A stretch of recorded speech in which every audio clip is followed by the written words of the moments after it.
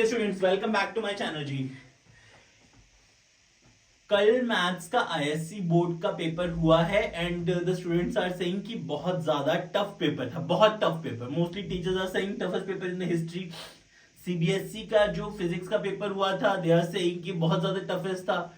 Now we are just getting it कि accounts का कैसा जाएगा, अकाउंट्स का पेपर क्या बहुत टफ करेंगे, क्या वेरिएशंस घुमा सकते हैं। तो नाउ अगर जो बच्चों ने सोच रहे थे ना थोड़ा सा अपना अगर एफर्ट्स लगा रहे थे 50-70% तक, तो उसको यार अब 100 से 120% पे ले जाओ, ठीक है।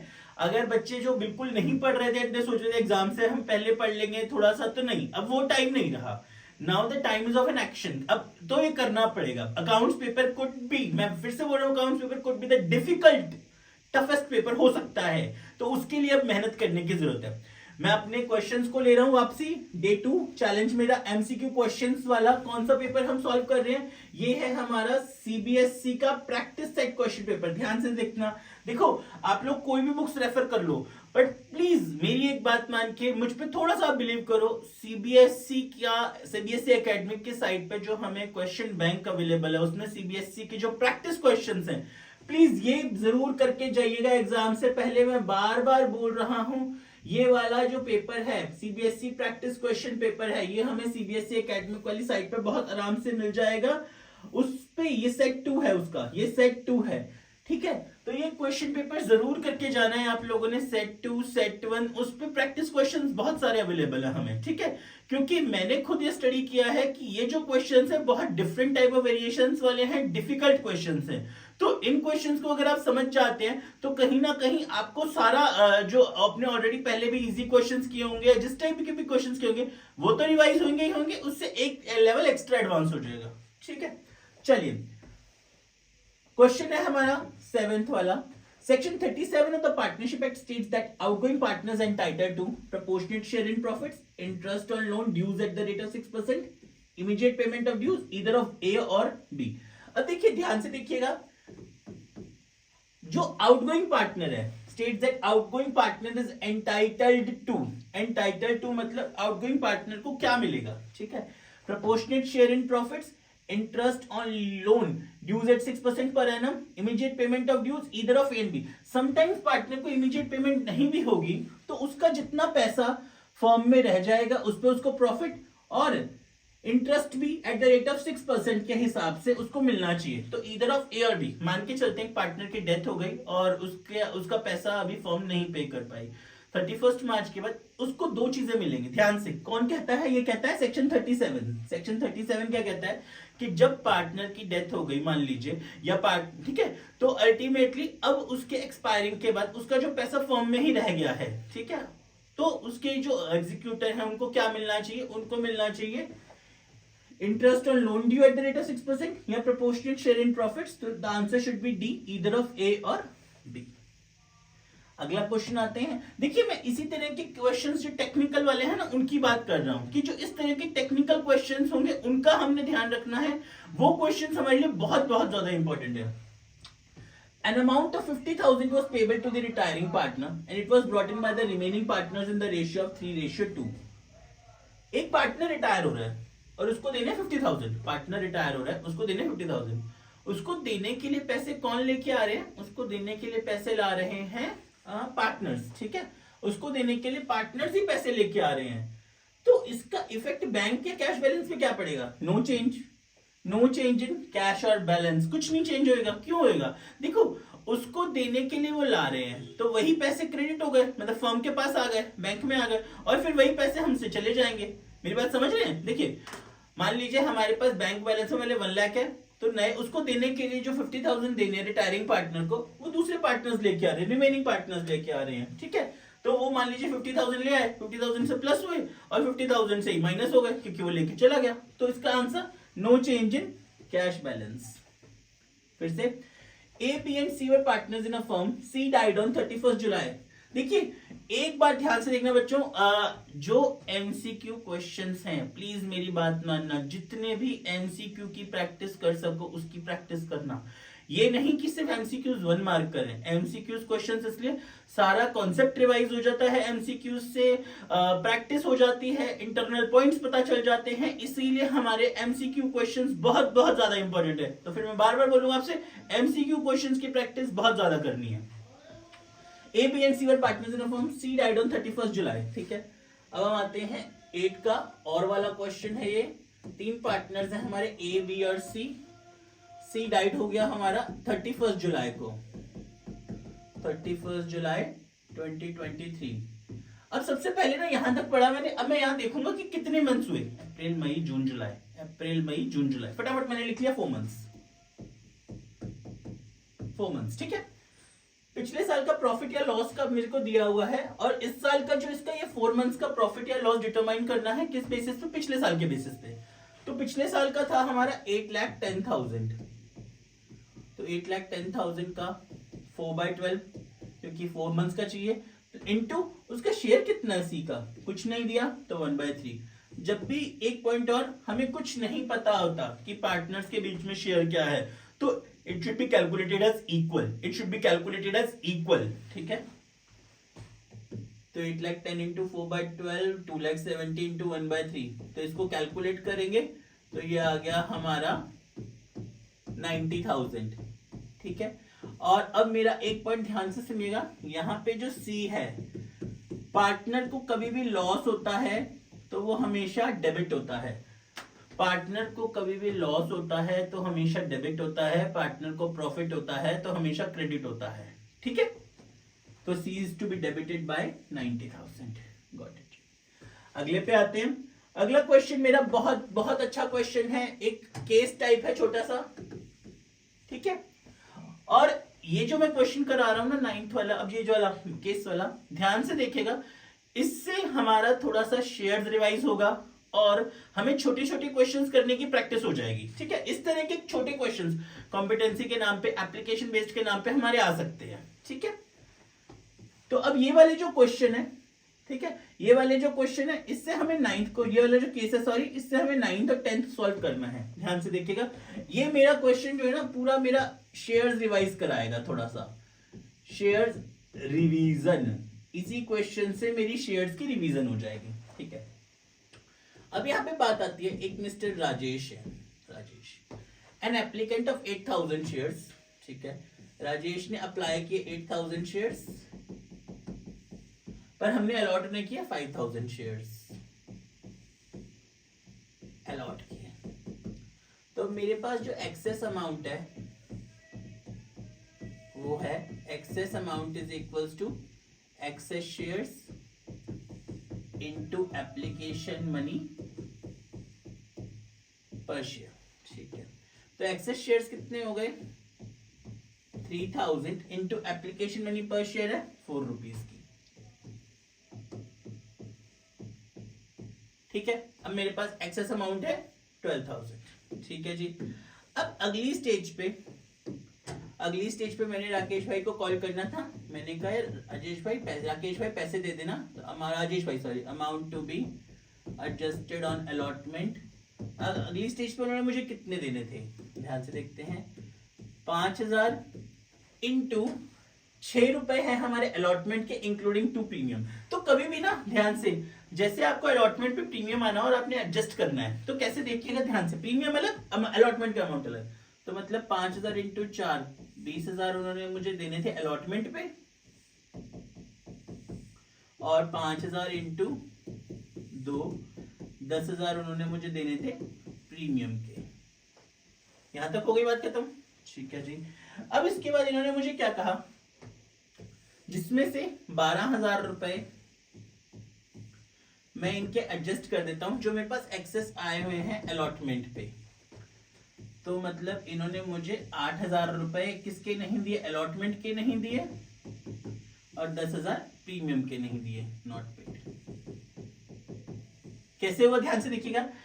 अगली स्टेज पे मेरा सबसे पहले एक्सेस अमाउंट निकाला। आपको ये जो मैं क्वेश्चन करा रहा हूं, इससे बच्चों शेयर्स की भी छोटी सी रिवीजन हो रही है, हमारी एक छोटी रिवीजन हमें शेयर्स की भी मिल रही है। मिस्टर राजेश ने 8,000 शेयर्स के लिए अप्लाई किया था, दे रहा हूँ 5,000 शेयर्स, तो मतलब कि मेरे पास उनके 3,000 शेयर्स का एप्लीकेशन मनी ज्यादा है। तो आपने सबसे पहले कैसे लिखना है, excess amount is equal to excess shares into application money per share, 12,000 आ गया 3,000 इंटू 4 के हिसाब से। Amount to be adjusted on allotment, अब अगली स्टेज पे क्या होना था, 5,000 इंटू 4 के हिसाब से उन्होंने मुझे 20,000 देने थे। मैंने क्या किया, मैंने 6 रुपीज के अलॉटमेंट को स्प्लिट कर लिया 4 रुपीज और 2 रुपीज में। तो 5,000 इंटू 4 के हिसाब से 20,000 उन्होंने मुझे अलॉटमेंट पे देने थे, 5,000 इंटू 2 के हिसाब से 10,000 उन्होंने मुझे प्रीमियम का देना था। तो 20,000 माइनस, अब टोटल देखिए, सबसे पहले मेरे पास 12 तो आए हुए थे ना, उनके एक्सेस आए हुए थे, तो मैंने अलॉटमेंट पर एडजस्ट कर दिया। मतलब उन्होंने मुझे 8,000 अलॉटमेंट के नहीं दिए और अपना इसका 10,000 प्रीमियम का नहीं दिया। ठीक है, यहां तक बात हो गई। अब उसके बाद एक छोटी सी चीज, उन्होंने मुझे अगर अलॉटमेंट नहीं दी तो मतलब फर्स्ट फाइनल कॉल भी नहीं दी, तभी मैंने उनके शेयर फॉरफिट करे। तो मतलब not paid on final call 3, तो मतलब 5,000 इंटू 3 के हिसाब से 15,000 उन्होंने मुझे फाइनल कॉल पे भी नहीं दिए। ठीक है, बात खत्म। अब मैं एक छोटी सी एंट्री लिखता हूं फॉरफिट की। Entry share capital account debit securities premium account debit to share forfeiture account to calls in arrear. ठीक है, अब सबसे पहले शेयर कैपिटल अकाउंट में कितना आएगा, 5,000 इंटू 10, जितना शेयर की फेस वैल्यू होता है 50,000। अब इसमें ना देखिए फॉरफिट की एंट्री क्या है, share capital account debit securities premium account debit to share forfeiture account to calls in arrear. Securities premium account में डेबिट कितना, उतना अमाउंट जितना प्रीमियम मैंने मांगा मुझे मिला नहीं, जितना प्रीमियम मैंने मांगा मुझे मिला नहीं। ठीक है, तो इसका मतलब हुआ यहाँ पे अलॉटमेंट के टाइम पे 10,000 का मैंने प्रीमियम मांगा था जो मुझे नहीं मिला था। ठीक है ना, अलॉटमेंट के टाइम पे मैंने 10,000 का प्रीमियम मांगा था जो मुझे नहीं मिला था। गई मेरी एंट्री,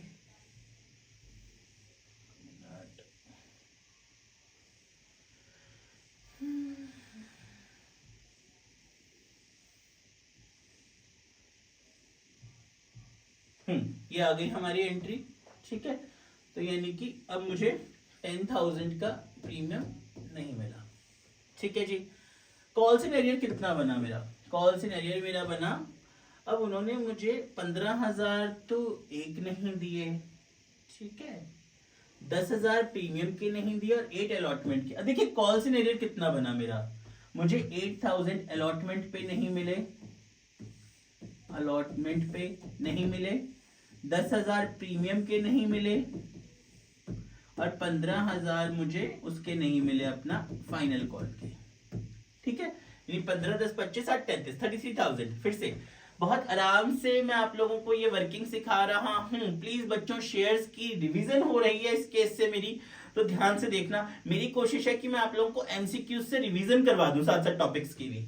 ठीक है, तो 8,000 मुझे अलॉटमेंट पे नहीं मिले। यहाँ पे मैं कभी भी कैसे करना है, तो आपने स्प्लिट कर लेना है। 6 रुपीज था ना, तो उसको 4 में कर लिया। 8,000 इसके नहीं मिले, 10,000 प्रीमियम नहीं मिला, 15,000 ये नहीं मिला। ठीक है, तो मतलब 33,000 मेरा कॉल्स इन अरियर हो गया। ठीक है, 50, 10, 60, 60 माइनस 33, कॉल्स इन अरियर के बाद 27,000 शेयर फॉर फ्यूचर में आ गए। तो 27,000 इज द आंसर। ठीक है, बहुत आराम से मैंने इस क्वेश्चन को किया ताकि मैं इसकी रिवीजन भी आपको साथ साथ करा सकूं। आपने बस क्या ध्यान रखना है कि अलॉटमेंट पे जो प्रीमियम होगा तो आपने उसको स्प्लिट कर लेना है, अलॉटमेंट पे जो प्रीमियम होगा उसको स्प्लिट कर लेना है। ठीक है, अगले में आते हैं, capital reserve after reissue of 3,000 shares. ठीक है, कैपिटल रिजर्व में कितने पैसे आएंगे, देखो मैंने 27,000 शेयर्स। अब बच्चों ये एक छोटी सी ट्रिक है कैपिटल रिजर्व के, उसमें बहुत बच्चे उलझ जाते हैं, ध्यान देखना। 27,000 रुपीज शेयर फॉर फ्यूचर में पड़े हैं, मतलब कि इतने पैसे मैंने हड़पे। 27,000 मैंने हड़पे, कितने शेयर्स से, 5,000 शेयर्स से मैंने 27,000 हड़पे। ठीक है, तो मतलब 3,000 शेयर्स के कितने बनते हैं। ठीक है, ध्यान से देखते हैं 3,000 शेयर्स के कितने बनते हैं। तो पर शेयर बना हमारा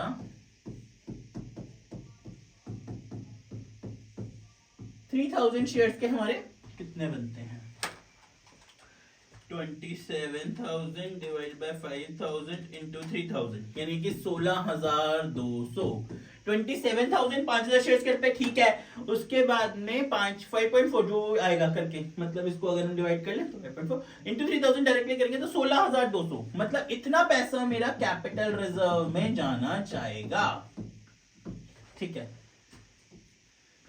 ओके जी, परफेक्ट। चलिए वेरी गुड, अगले उस पे बढ़ते हैं। From the general entries given below identify the entry that can be passed for issue of debentures, ठीक है।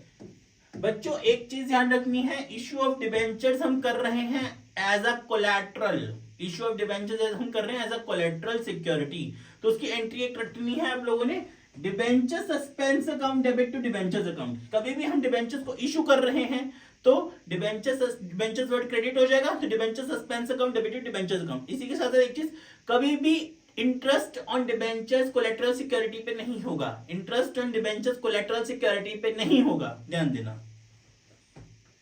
अगले पे आते हैं, Aman, Balraj and Chetan are partner sharing profits and losses in the ratio 5:4:3, ठीक है। क्वेश्चन नंबर 12, 3 पार्टनर्स है, अमन, बलराज, चेतन, 3 है, 5:4:3, 5/12, 4/12, 3/12, ठीक है। चेतन रिटायर, चेतन भाई जा रहा है हमें छोड़ के, ओ भाई चेतन जा रहा है, तो अब मतलब हमारे पार्टनर्स के बीच में रेशियो क्या हो जाएगी, अमन और बलराज की 5:4, यानी अमन की हो गई 5/9, बलराज की हो गई 4/9। 3 पार्टनर्स अमन, बलराज, चेतन, 5:4:3, 5/12, 4/12, 3/12। अब चेतन जा रहा है, चेतन बाय बाय, अमन, बलराज, 2 पार्टनर्स जाएंगे 5:4, 5/9, 4/9, ठीक है। तो ये आ गया 5/9, ठीक है। तो अब उसको कितना मिल रहा है, अमन को रिस्पेक्ट ऑफ गुडविल 9,000, तो 9,000 इंटू 5/9 यानी कि 5,000। क्योंकि ये जो रेशियो हमारी बनी ना न्यू, ये न्यू भी है और गेनिंग भी है, यही हमारी न्यू रेशियो है और गेनिंग रेशियो है, ठीक है। तो आंसर इज 5,000। Got it? चलिए अगले पार्ट पे बढ़ते हैं। देखो बच्चों एक छोटी सी चीज, मैं जब अकाउंट्स पढ़ाता हूँ ना तो accounts is like my passion, it is my profession, but बहुत बहुत बहुत बड़ी चीज, अकाउंट्स मेरे लिए पैशन है भाई। मेरे हाथ में डेबिट क्रेडिट दौड़ता है, इस तरह से मान के चलो कि मेरे को इतना पसंद है accounts, I can't justify you, ठीक है। तो इसीलिए मैं चाहता हूं जो जो चीजें, जो जो नॉलेज, जो जो चीजें मेरे पास हैं अकाउंट से related, I can give you all, कि भाई तुम पढ़ो, ज्ञान वो चीजें जो बढ़ाने से बढ़ता है, ठीक है। तो मैं जितना आप लोगों को पढ़ाऊंगा उतना मेरे लिए भी बढ़ेगा, ठीक है। चलिए, assertion is in goodwill share brought in by new partners is distributed amongst old partners in the old ratio। नहीं नहीं नहीं, गुडविल तो जो न्यू पार्टनर लेके आता है वो सैक्रिफाइसिंग में जाती है। Gaining partner will be compensated by sacrificing partners in the ratio they sacrifice. Gaining partner नहीं, sacrificing partners will be compensated by gaining partners in the ratio they sacrifice. दोनों assertion reasoning incorrect है। Question number 13, assertion reasoning पढ़िएगा एक बार, दोनों ही incorrect है। Goodwill share brought in by new partners is distributed among old partners in old ratio, नहीं, sacrificing ratio. Gaining partner will be compensated by sacrificing partner. Sacrificing partner will be compensated by gaining partner in the ratio of their sacrifice. ठीक है। Question number 14. Realization expenses amounted to 15,000 were paid by partner Rahul। यहां तक समझते, देखो मैं बार बार आपसे एक चीज बोलूंगा, MCQ से मैं सारी रिवीजन करा दूंगा। मेरे को अगर आप ध्यान दोगे ना कि भैया इन सर के लेक्चर, इन भैया के लेक्चर हमने देखने हैं, तो मैं आप लोगों को MCQ से सारी रिवीजन करा दूंगा अकाउंट्स की, ठीक है। Realization expenses amounted to 15,000 were paid by partner Rahul। एक मेरी बात ध्यान से देना, Realization expenses amounted to 15,000 were paid by partner Rahul। Rahul ने पे किए हैं, ठीक है। Vijay, another partner, was appointed to look after dissolution process for which he was allowed of 8,000 remuneration and Vijay was to bear realization expenses। Realization expenses की duty थी विजय की पे करने की, पे किए राहुल ने। फिर से 2 पार्टनर्स राहुल, विजय, रियलाइजेशन एक्सपेंसेस पे करने की ड्यूटी थी विजय की, पे किए राहुल ने। तो मुझे क्या, मैं तो फर्म हूं, मैं अकाउंटेंट हूं फर्म का, पेपर देते टाइम अपने आप को बस अकाउंटेंट सोचो फर्म का, मैं फर्म का अकाउंटेंट हूं। ड्यूटी थी विजय की पे करने, पे किए राहुल ने, मुझे क्या, मेरे को भी फर्क नहीं पड़ता, ठीक है। फर्म के लिए कुछ नहीं है, ठीक है। फर्म कितना दे रही है, अकाउंटेंट अपनी जेब से, अकाउंटेंट फर्म के खाते से कितना पैसा दे रहा है, अकाउंटेंट दे रहा है 8,000 रुपए, तो रियलाइजेशन में सिर्फ 8,000 आएंगे। अपने आप को सिर्फ और सिर्फ फर्म के पॉइंट ऑफ व्यू से सोचना है, हम फर्म है, अगर कभी फर्म का बेनिफिट होगा तो रियलाइजेशन डेबिट होगा, फर्म का लॉस होगा तो रियलाइजेशन क्रेडिट होगा। ठीक है, चलिए बहुत अच्छा क्वेश्चन है, 15th वाला स्टार मार्क कर रहा हूं, ध्यान देना। 3 पार्टनर्स हैं पी क्यू आर, ठीक है, 5:3:2। ठीक है, इस तरह से ना हमें क्वेश्चन में ही जनरल एंट्री दी होती है और उसके बाद हमें न्यू रेशियो, सैक्रिफाइसिंग या गेनिंग मान लेते हैं, तो बच्चे कंफ्यूज हो जाते हैं कि इसमें करना क्या है। ध्यान से देखिएगा, मुझे ना एक लॉस दिया हुआ है 4 लाख का, ठीक है, तो मैं सबसे पहले ना बहुत इजीली इस तरह से करूंगा, पीस शेयर, उसके बाद आ गया हमारा क्यूज शेयर, उसके बाद आ गया आर्स शेयर, पहले ये निकालेंगे। तो इस जनरल एंट्री के तरीके से कैसे निकालने का है, जितने से पी डेबिट हो रहा है अपॉन टोटल, तो मतलब 25,000 upon 4 lakh, 5,000 upon 4 lakh, 20,000 upon 4 lakh. तो पी को छोटा कर देते हैं, पी का आ जाएगा हमारा कटा 5, 3 0 गए, ये यहाँ है 25, 8 पे, तो 5 5 81 16, तो पी का आ गया 1/16। ठीक है, क्यू का देख लेते हैं, 3 गए 1/80, और आर का आ गया 40 1/20। ठीक है, इसको एक ही डिनोमिनेशन बना देता हूं, तो इसको लिख सकते हैं 5/80, 1/80, 4/80। ठीक है, अब देखो एक बच्चों ध्यान से बात समझना, मैं हमेशा एक चीज बोलता हूं, जब पार्टनर गेन करता है तो वो डेबिट होता है, जब पार्टनर सेक्रीफाइस करता है तो वो क्रेडिट होता है। पार्टनर गेन करता है तो डेबिट होता है, सेक्रीफाइस वाला पार्टनर क्रेडिट होता है।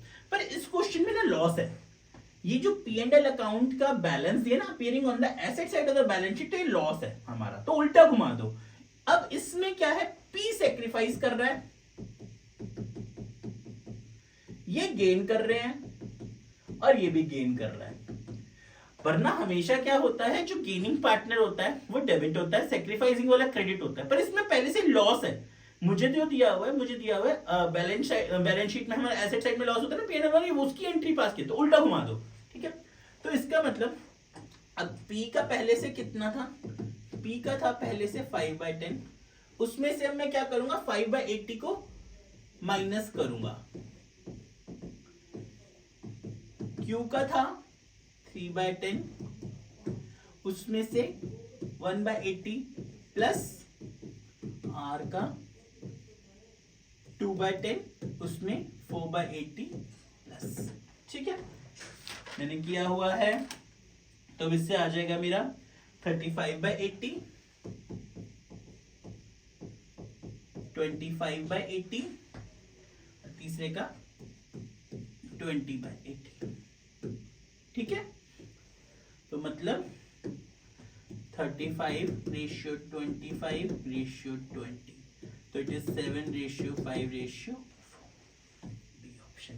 बहुत बच्चे करेंगे ना, पहला ऑप्शन भी आएगा 45:23 वाला, पर वो गलत है। चलिए अगला देख लेते हैं, इसी का ही और। ठीक है, इना मीना डिका डायडामा डिका इना मीना डिका, 3 पार्टनर्स, 5:4:1, 5/10, 4/10, 1/10। मीना रिटायर्ड हो रही है, okay Meena bye bye. Date को 31 मार्च 2023 को हमने उस दिन देने थे। टोटल मीना का ड्यूज बनते थे 7,20,000, जिसमें से 1,20,000 तो हम उसी दिन दे रहे हैं। मीना अपने पैसे ले जाओ यार, 1,20,000 हम भूल जाएंगे बाद में। 6 लाख। ठीक है, balance was to be paid in 3 equal installments. तो मतलब इक्वल इंस्टॉलमेंट 2 लाख। ओके, तो मतलब कि मीना की 31 मार्च 2023 से 31 मार्च 2024 तक पहली इंस्टॉलमेंट दे दी होगी, ठीक है। 31 मार्च 2023 से 24 यानी कि 2 लाख की इंस्टॉलमेंट तो मीना की हो गई पे, ठीक है, पेड। बैलेंस लेफ्ट 4 लाख, तो 4 लाख का 10% इंटरेस्ट भी देना है मीना को हमने 40,000, तो इंटरेस्ट होगा 40,000 eight the rate of 10% plus 2 lakh की उसकी इंस्टॉलमेंट भी जानी है। 6 लाख देने, देखो 7,20,000 देने थे हमने मीना को, टोटल रिटायर हो गई जो थी 1,20,000 हमने तुरंत दे दिया, तो बच्चे 6,20,000। 6,20,000 हमने देने हैं, सॉरी 1,20,000 तुरंत दे दी, 6 लाख बचे। अब 6 लाख में 3 इंस्टॉलमेंट में पे करने की बात हो रही है, 2 लाख 2 लाख 2 लाख। तो पहले साल 31 मार्च 2023 से 31 मार्च 2024 तक 2 लाख की तो हमने तुरंत दे दी होगी, तो बचे 4 लाख का बैलेंस। 4 लाख का 10% इसे इंटरेस्ट देना है 40,000, और 2 लाख की इंस्टॉलमेंट देनी है, तो 2,40,000, 2,40,000 हो गया। अगला है workman compensation reserve was appearing in the balance sheet at 4 lakh, ठीक है, ओके। पर जब नया पार्टनर आया तो उस टाइम पे क्लेम हो गया 450 का। वर्कमैन कॉम्पेंसेशन रिजर्व में हमने 4 लाख पहले से बनाए हुए हैं, पर अब क्लेम हो रहा है 4,50,000 का। फिर से ध्यान देखो, एडमिशन वाला चैप्टर है, 4 लाख का हमने रिजर्व बनाया हुआ है, 4,50,000 का क्लेम हो रहा है, ठीक है, 50,000 डेबिट में डाल दो रिवैल के, हो गया। अगर 4 लाख का क्लेम है, 4.5 लाख का रिजर्व है, 4.5 लाख का क्लेम हो गया, ठीक है, तो 50,000 एक्स्ट्रा डेबिट में डाल दो। अगर बच जाते तो हम पार्टनर में डिस्ट्रीब्यूट कर देते। मैंने ये पूरे एमसीक्यूज करे हैं, अभी इसी की तरह से हम कंटिन्यूटी पे चलेंगे। मुझे इस पेपर के लिए सिर्फ 2-3 दिन दे दो, मैं पूरा पेपर आपको क्लियर करूंगा, और ये पूरा का पूरा पेपर आप लोगों को बहुत अच्छी रिवीजन करा देगा। मेरी मेहनत अगर अच्छी लग रही है, थोड़ा सा चैनल को सब्सक्राइब कर दो, शेयर कर दो, कमेंट लिख दो, क्रिटिसाइज कर दो, जो अच्छा लगता है मैं इंप्रूव करूंगा। Thank you very much, thank you ji.